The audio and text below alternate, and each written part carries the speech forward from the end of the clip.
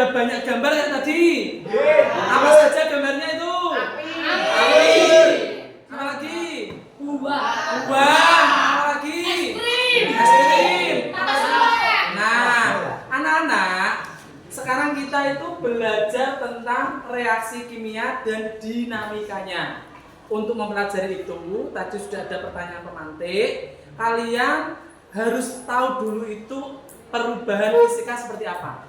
Nah, perubahan fisika itu memiliki ciri-ciri. Yang pertama, tidak menghasilkan zat baru. Yang kedua, bisa kembali ke bentuk semula. Yang ketiga, menunjukkan perubahan pada wujud, warna, ukuran, dan bentuk. Dipengaruhi oleh gaya dan suhu. Saya kasih contoh perubahan fisika. Dia bisa kembali ke bentuk semula. Contohnya gini, air saya masukkan freezer jadi apa? Es. Membeku kan? Saya keluarkan lagi, saya biarkan jadi apa? Air. Jadi air lagi kan? Bisa kembali ke bentuk semula kan? Berarti membeku dan mencair itu perubahan fisika. Jelas? Oke, berarti ini apa? Mencair, membeku. Sekarang coba, itu ada gambar potongan kertas. Kira-kira potongan kertas yang semula kertasnya besar menjadi potongan kecil-kecil, itu perubahan fisika atau kimia? Fisika. Kenapa? Apakah menghasilkan zat baru? Tidak, zatnya tetap kertas. Paham belum? Berarti sobekan kertas itu apa? Perubahan fisika. Sobekan kertas. Misal, di depan ada pecahan kaca. Kacanya semula besar, kemudian jadi kecil-kecil. Apa itu? Fisika atau kimia? Kimia. Fisika. Berarti ini saya tulis pecahan kaca. Apalagi? Lilin. Kamu nyalakan, tetap jadi lilin nggak? Atau berubah? Malamnya tuh loh, lilinnya meleleh nggak? Lelehannya berubah atau tetap? Tetap. Berarti lelehan lilin itu apa? Fisika. Berarti lilin meleleh. Tapi kalau sumbu lilin apa? Kimia. Karena kalau dibakar sumbunya menjadi asap, menghasilkan zat barunya bisa asap, bisa abu. Jelas belum? Siapa yang ngasih contoh lagi? Coba tepung beras, kimia atau fisika? Tepung beras berarti dari fisika atau kimia? Zat barunya apa? Tepung. Sekarang saya tanya, tepungnya itu tetap beras nggak? Iya. Jadi beras yang semula kecil-kecil itu diubah jadi lebih lembut, menjadi partikel yang sangat kecil, tapi wujudnya tetap beras. Berarti tepung beras itu apa? Fisika. Paham belum? Jelas belum? Coba, ada meja dari apa itu? Kayu. Ada kursi dari apa itu? Kayu. Apa itu? Fisika atau kimia? Fisika. Tetap kayu nggak? Nah, berarti apa? Meja dan kursi. Apa lagi? Fisika. Jangan tahu nggak? Fisika. Apa?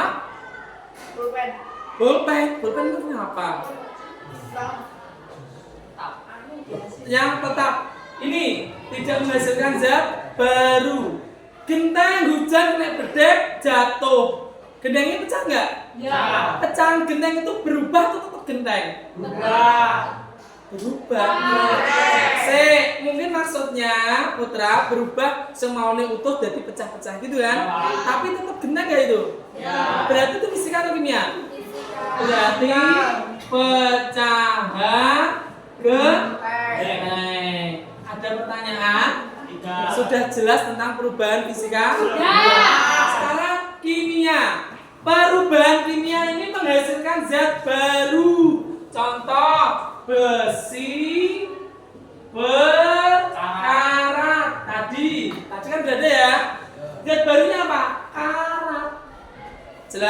Tadi apa lagi yang jadi abu? Sumbu. Berarti itu apa? Pembakaran. Saya tulis pembakaran.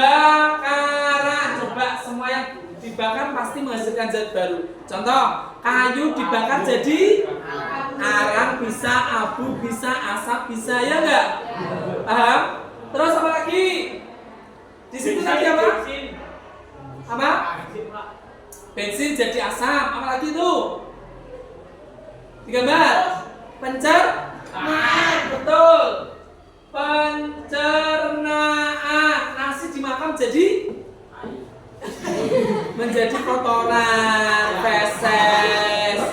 Jadi di situ berubah wujud, menghasilkan zat baru. Buah membusuk itu kimia atau fisika? Bisa nggak kembali ke buah segar? Berarti buah busuk itu kimia. Terus apa lagi? Tape. Tape itu fisika atau kimia? Kenapa kimia? Nah, nggak tidak bisa kembali ke bentuk semula karena dia melalui fermentasi. Berarti reaksi kimia. Berarti bisa tulis ya. Sampai sini dulu jelas? Paham? Tepuk tangannya mana 9C. Ke indikator yang ketiga tentang reaksi kimia. Ini Pak Ali contohkan beras dan air. Pak Ali tanah akan menjadi nasi. Nah, beras dan air ini adalah reaktan. Apa nak? Reaktan atau bereaksi. Sampai sini dulu jelas. Sedangkan nasinya itu hasilnya. Hasil berarti apa? Produk. Mana? Produk. Ayo reaktannya berarti apa? Reaktan beras dan air. Produknya. Nah, sekarang kita ke contoh reaksi kimia. Reaksi kimia air. Air itu H2O. Ini air terbentuk dari reaktan apa? Hidrogen dan oksigen. Hidrogennya atomnya ada 2. Bandingkan dengan produk 2 juga enggak ini? Ya. Oke, reaksinya O-nya 1, produknya 1 juga. Sama ya? Sehingga di sini setara. Paham? Kita ke contoh reaksi kombinasi. Reaksi kombinasi disebut juga reaksi sintesis. Rumusnya, kalau ada reaktan A digabung dengan B akan menghasilkan produk AB. Lihat ini, Na itu natrium. Natrium digabung dengan klorin. Klor menghasilkan apa? NaCl itu apa? Garam. Jelas? Sekarang atomnya sangat banyak. Tadi atomnya cuma 2. Sekarang kayak gini atom hanya ada 4. Ada 4. Ini hidrogen. Yang ini apa nak? Oksigen. H2O tadi apa? Air. Coba lihat. Hanya ada berapa ini? 4. Ini ada berapa hanya? 4. Ini O-nya ada berapa? O-nya 2. Ini O-nya berapa? Ini bukan 1. 2 ini miliknya H, miliknya O. Ini O-nya juga 2. Berarti persamaan reaksinya sudah setara. Jelas nggih? Tepuk tangannya mana 9C. Perhatikan ya, sekarang kita ke reaksi yang kedua. Namanya reaksi penguraian atau dekomposisi. Jadi dari produk akan diuraikan menjadi 2 reaksi. Di sini AB diuraikan menjadi A tambah B. Misal ada air 2H2O diuraikan menjadi apa? 2H2 berarti ini apa nak? Hidrogen ditambah apa nih? Oksigen. Cek. Hanya 4, O-nya 2 setara. Jelas? Selanjutnya asam karbonat diuraikan menjadi H2O berarti air, CO2 berarti karbon dioksida.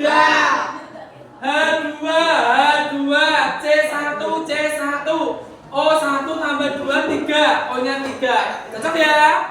Selanjutnya reaksi pembakaran. Reaksi pembakaran suatu yang direaksikan dengan oksigen, zat tersebut akan mudah terbakar karena akan melepaskan kalor secara cepat. Jadi reaksi suatu zat dengan oksigen ini mempercepat pelepasan kalor sehingga mempermudah pembentukan nyala api. Jadi contohnya ini, metana disemburkan dengan oksigen maka akan menyalakan api CO2 plus 2H2O. Semakin banyak seperti ini hidrogennya, maka semakin banyak pula oksigennya. Ini hidrogennya 4, ini 8, oksigennya cuma 4, ini oksigennya jadi 10. Maka akan mempercepat melepaskan kalor. Ini adalah reaksi pembakaran. Reaksi yang berikutnya, yang keempat adalah reaksi pergantian tunggal. A tambah BC menjadi AC tambah B. Ini tunggal, ini tunggal. Fe direaksikan dengan CuSO4. Fe ini adalah reaksi tunggal menghasilkan produk FeSO4 ditambah Cu.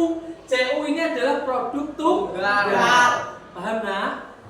Selanjutnya reaksi pertukaran ganda atau metatesis. AB tambah CD menghasilkan AD tambah CB. Berarti ini A ke D sedangkan C ke B. Ini adalah A, ini B, ini C, ini D. Menghasilkan apa? PB.